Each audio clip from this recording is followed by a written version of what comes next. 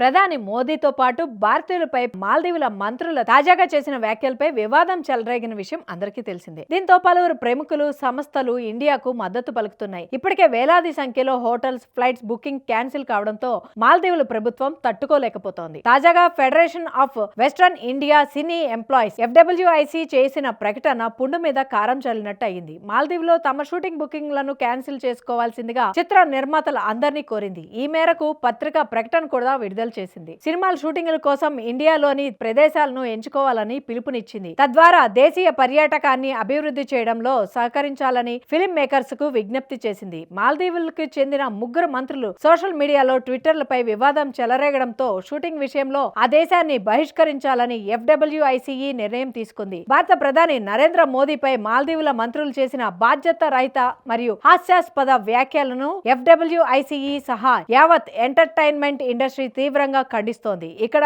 ఎటువంటి షూటింగ్స్ లేదా సినీ నిర్మాణ కార్యక్రమాలు జరపవద్దని నిర్మాతల అందరినీ సూచించాం అని FWIC పేర్కొంది. Indian chamber of commerce ICC కూడా ఈ దేశాన్ని ప్రోత్సహించడం నిలిపివేయాలని, పర్యాటక మరియు వ్యాపార విభాగాలను లక్షద్వీపులకు డైవర్ట్ చేయాలని ఆయా ట్రేడ్ అసోసియేషన్స్ కు పిలుపునిచ్చింది.